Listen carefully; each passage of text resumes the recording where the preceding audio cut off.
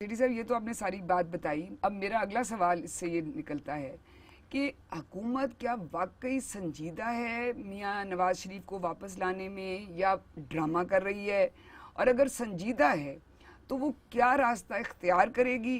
کیونکہ باتیں تو بہت ہو رہی ہیں کہ جی ان کو ہم یو کے کی گورنمنٹ کو کہیں گے.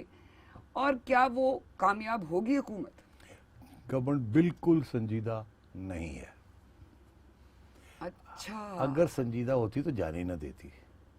جانے دیا ہے کہ چپ کر کے بیٹھو، ہمیں تنگ نہ کرو. اب میاں صاحب نے تو کچھ نہیں کیا تنگ کرنے کے لیے. تو اب بات یہ ہے کہ یہ کاؤنٹر پریشر ہے. ادھر سے مولانا اور میاں صاحب تھوڑا بہت لگا رہے ہیں پریشر، ادھر سے انہوں نے یہ پریشر شروع کر دیا، مریم کو بلا لیا، ادھر میاں صاحب کے پیچھے پڑ گئے کہ جی یہ کریں گے وہ کریں گے، اور ان کا یہ ہو گیا وہ ہو گیا. بالکل سنجیدہ نہیں ہے. وجہ یہ ہے تمکنا کہ اگر آج یہ کامیاب ہو جاتے ہیں کسی سچویشن میں بھی، انٹرپول، یو کے گورنمنٹ، حالانکہ کیس ہے ہی نہیں انٹرپول کے لیے، کیس ہے ہی نہیں یو کے گورنمنٹ کے لیے، اگر چلے for the sake of argument یہ سنجیدہ ہیں اور یہ کہتے ہیں واپس لے کے آؤ. میاں صاحب اگر واپس آئے نا تو لاکھ بندہ ہونا ہے اتنے ایئرپورٹ پہ، اور میاں صاحب نے بھی پھر جہاز بھرنا ہے آپ کے ساتھ اور میرے ساتھ اور سارے دنیا کے جو صحافی ساتھ لے لیں گے. اور وہ بے نظیر کو آپ بھول جائیں گے. جب بے نظیر صاحب واپس آئی تھی نا، آپ کو یاد ہوگا مشرف کے زمانے میں، تو ان کے لیے بھی لاکھ بندہ پہنچ گیا تھا ایئرپورٹ لینے کے لیے انہیں. تو اب میاں صاحب کو بھی لاکھ بندہ لینے کے لیے چلا جائے گا. آپ نے ایک جھلک تو دیکھ ہی لی نا مریم جب نکلی تھی. تو اگر یہ فیصلہ ہوا کہ ہم نے لینے جانا ہے تو پھر میاں صاحب جس دن آئیں گے، اگر آئے تو لوگوں کو یہ روکیں گے نا.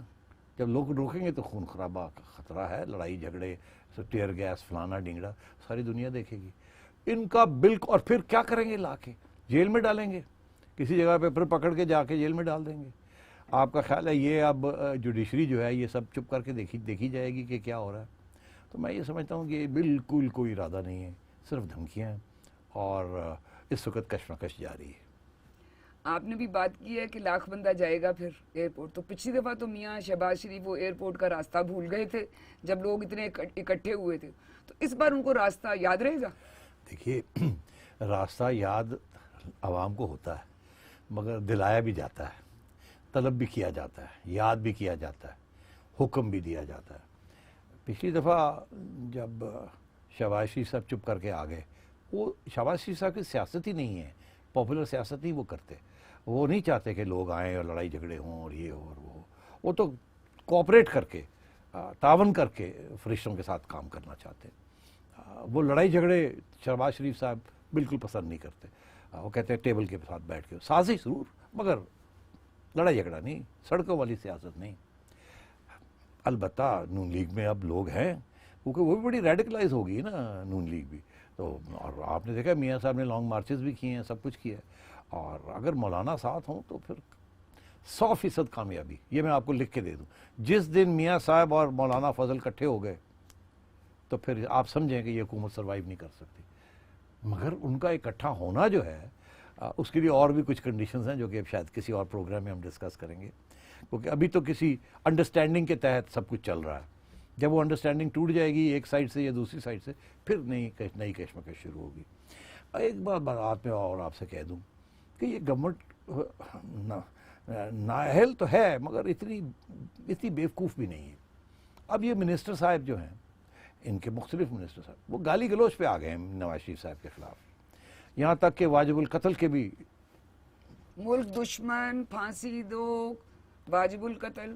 اچھا اب بات یہ ہے کہ یہ کیوں کہا جا رہا ہے؟ میرا خیال ہے کہ اگر انہوں نے ایکسٹریڈیشن کی کوشش کی بھی کہ جی نکالا جائے وہاں سے، تو یہ تو بڑی سمپل سی بات ہے. وہاں کی عدالت کو میاں صاحب کے وکیل دکھا دیں گے کہ جی یہ تو مجھے میری جان لینے کو پھر رہے ہیں، اور انڈر برٹش لاز وہ کبھی بھی ان کو واپس نہیں جانے دیں گے.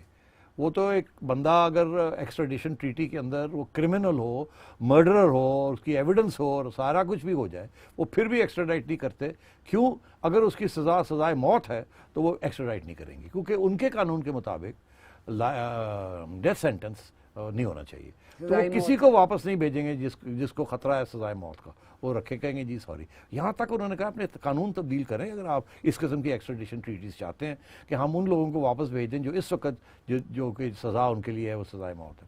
تو کوئی چانس نہیں ہے. ابھی اعتزاز احسن صاحب یہ بات کر رہے تھے, میں سن رہا تھا کہ یہ بڑے بیوقوف لوگ ہیں جس قسم کے یہ فضول باتیں کر رہے ہیں.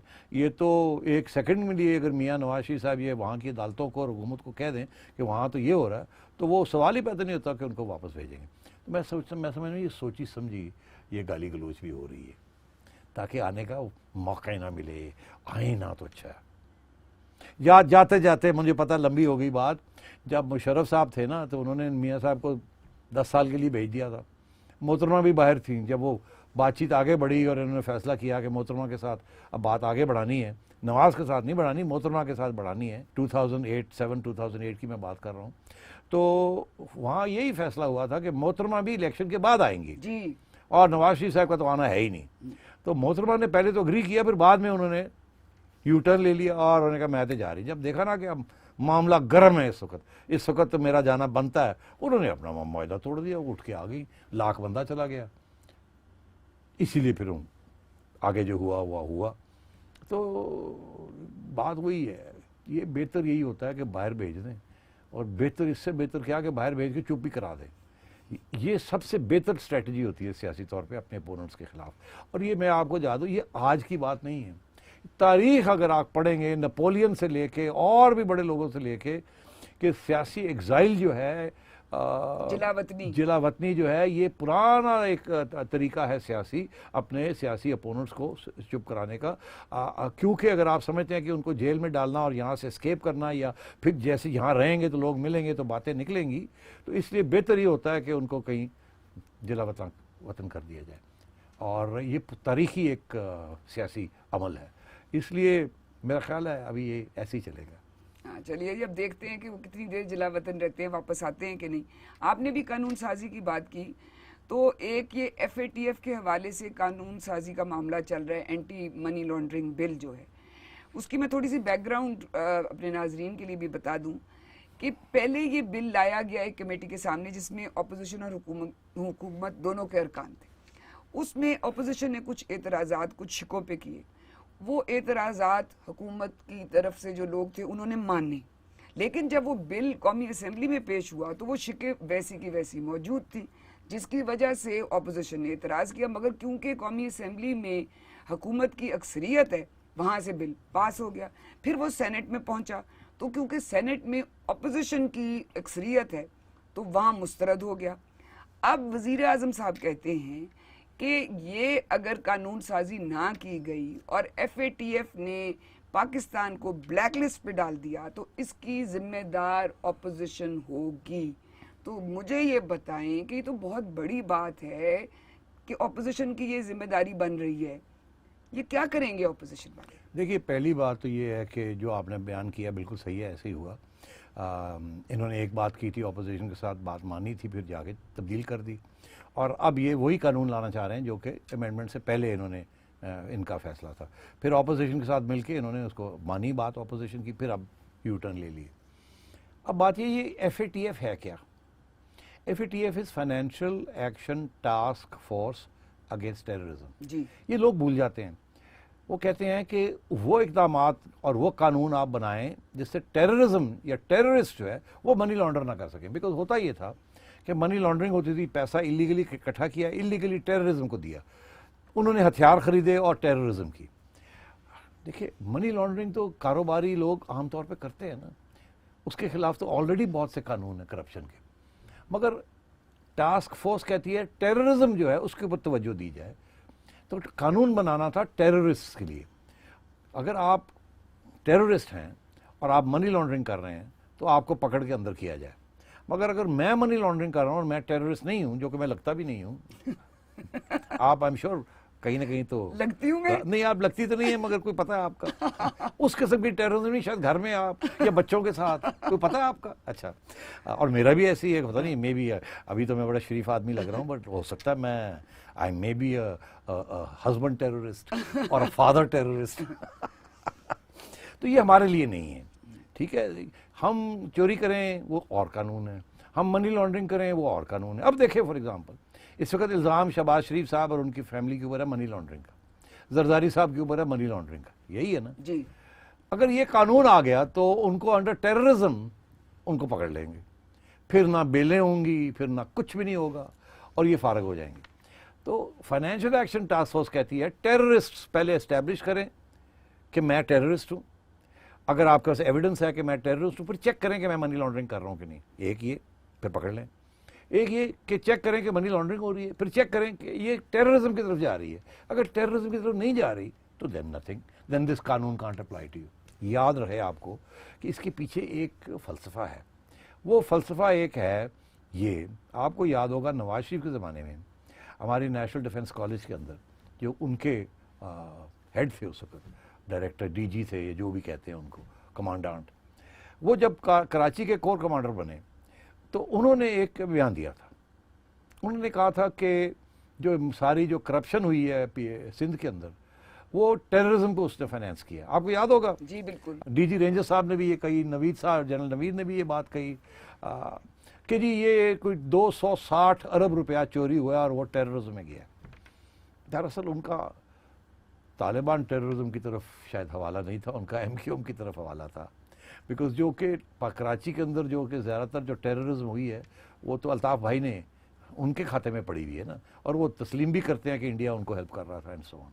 تو کراچی کے جو وہ بھی ڈسکس کریں گے کہ تو اس وقت انہوں نے یہ ساری بات کی تھی کہ منی لانڈرنگ ہوئی ہے، چوری ہوئی ہے، منی لانڈر ہوئی ہے، اور وہ ٹیررزم میں گئی ہے ایم کیو ایم کے اسکواڈس.